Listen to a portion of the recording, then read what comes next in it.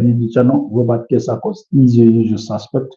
Hope you guys are doing well. I hope you're having a wonderful Sunday afternoon slash evening or night, depending on which side of the clock in the world you do follow under. Welcome back to the channel yet again. We did not meet at halftime, but yeah, welcome back from all that action that we did just witness. Manchester United beaten by West Ham United by 2 goals to nil.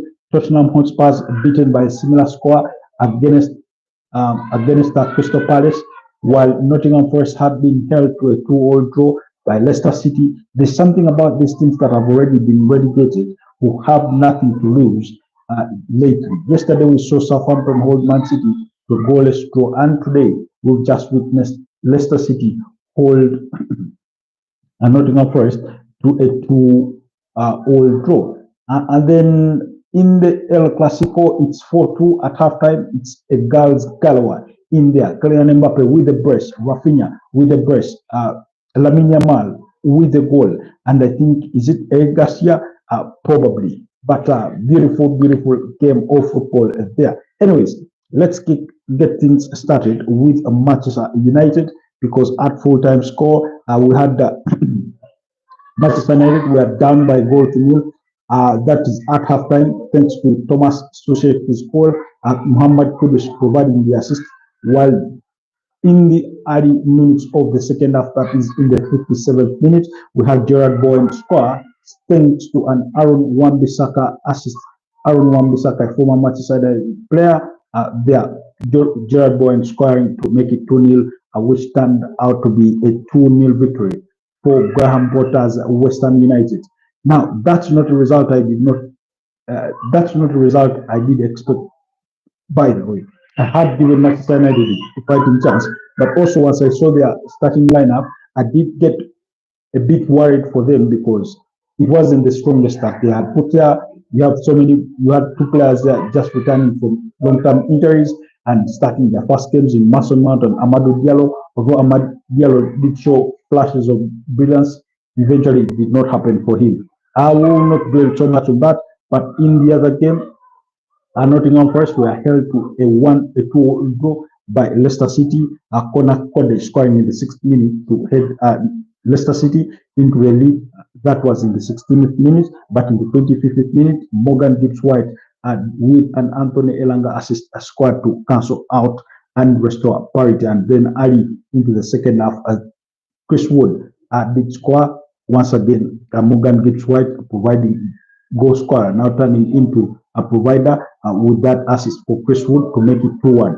And you thought maybe Nottingham Forest can go ahead and win it, but it looked like it won't be their day, because in the first minutes, Buonanotte did score to restore parity, with Jamie Vardy providing the assist. So he did finish 2-2 by the end of the game. A very, very big disappointing result for Nottingham Forest there.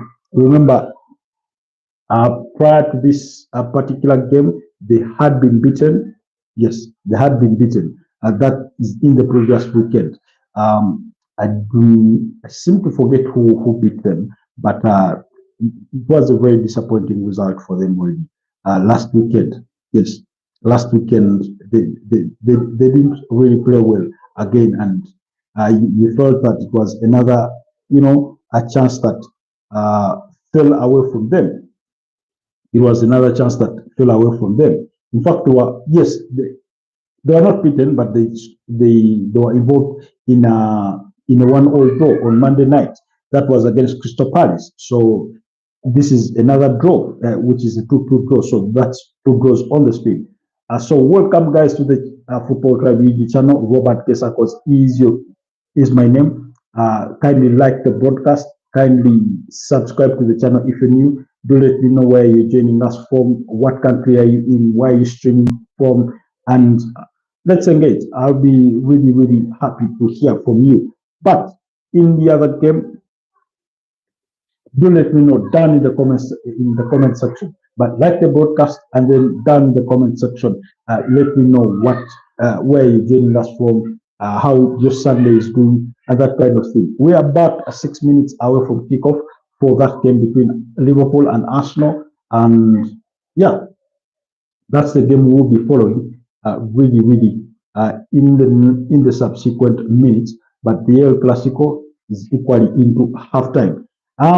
For the side of Tottenham and Crystal Palace, you had the goal and in the 8th minute by Ismail Sarr, cancelled out by VAR, but Ebelechi is with a 45th minute. They are scoring to make sure that Crystal Palace went into halftime with a 1-0 lead, and then Ebelechi is the also a big score in the 48th minute. That's 3 minutes into the second stanza to make sure to complete Crystal Palace's 2-0 victory. Ismail Sarr and Munoz are there providing the assists for Ebelechi Eze. Very decent player in Ebelechi Eze. So we won't dwell much on that. And then in the El Clasico, that's in the Spanish La Liga. Remember, whoever wins this fixture, if Barcelona win this fixture, then it will mean that they will need just one victory to be crowned champions. That's for the Spanish La Liga. And as things stand, they are into a halftime lead of 4-2. That's the goal scoreline. Kylian Mbappe did open the scoring with a penalty in the 50th minute there, and then in the 14th minute. By the 14th minute, or after quarter an hour, Real Madrid had the 2-0 lead. However, they could not hold on to that because 5 minutes later, Eric Garcia did score to pull one back for Barcelona, thanks to an assist by Ferran Torres.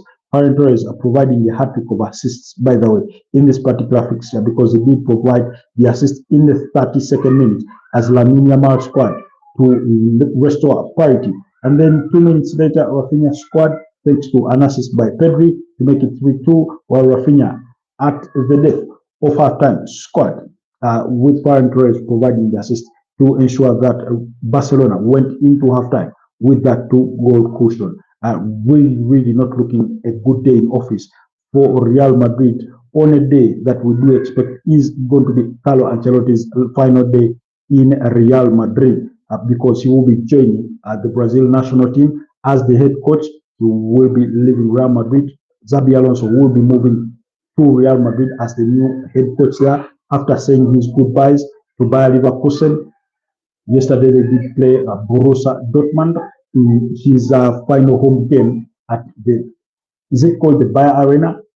There in the German Bundesliga. But Real Madrid did start with Thibaut Courtois in goal, Aurelio Tchouameni, Raul Asensio, Fran Garcia, Lucas Vazquez, pretty much like we predicted the starting lineup in as far as yesterday's broadcast was concerned. You do have Jude Bellingham, Dani Ceballos, Fede Valverde, Ada Gula, Vinicius Junior, and Kylian Mbappe, while Barcelona do have Vox Szczesny, Eric Garcia, Pau Kubasi, Inigo Martinez, Gerard Martin, Frankie de Jong, Pedri, Lamine Yamal, Dani Olmo, Rafinha, and Ferran Torres. Those are the starters. The second half is back on, and I need to confirm just in a bit because it does appear like the second half is back on 2 minutes into the second half. It does appear like the Barcelona have made some changes. I need to confirm that. Okay, just give me a second as I look that up. I don't know why my screen keeps on refreshing pages that I'm not interested in, but yeah, we are back for the second half there. I'm looking for whether some substitutions have actually been made. Yes, we have Adagula off for Brahim Diaz, while Luka Modric is on for Dani Ceballos in the early second half changes. Then in the game between Arsenal and Liverpool, meanwhile, I need to set that up. The game between Arsenal and Liverpool, because those two have their game kicking off in just a bit. We all know Arsenal is supposed to accord Liverpool a guard of honor, a part that I really wouldn't want to watch as an Arsenal fan. I must mention, I really wouldn't want to watch that.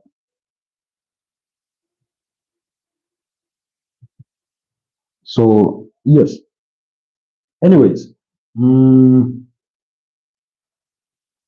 right.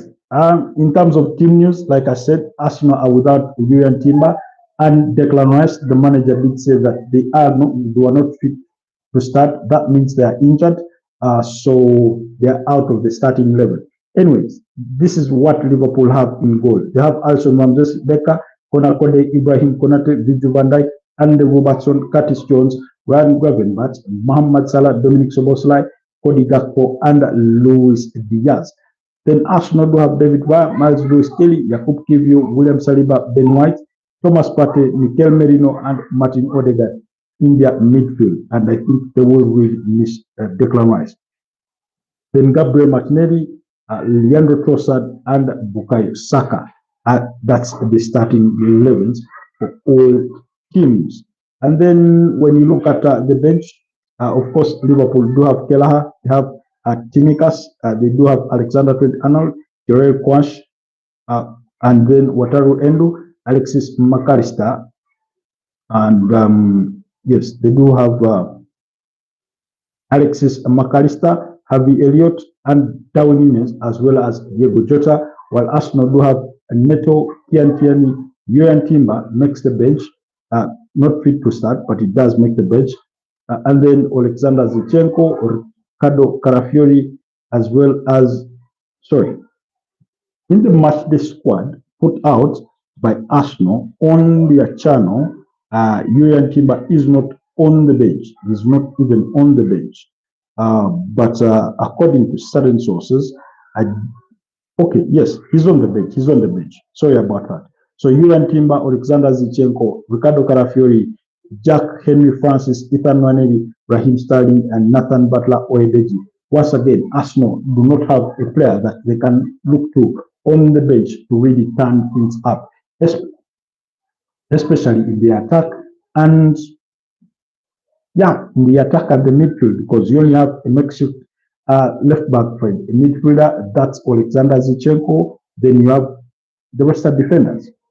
Then Ethan Nwaneri, that's it. And that's why I think Arsenal won't win today's game.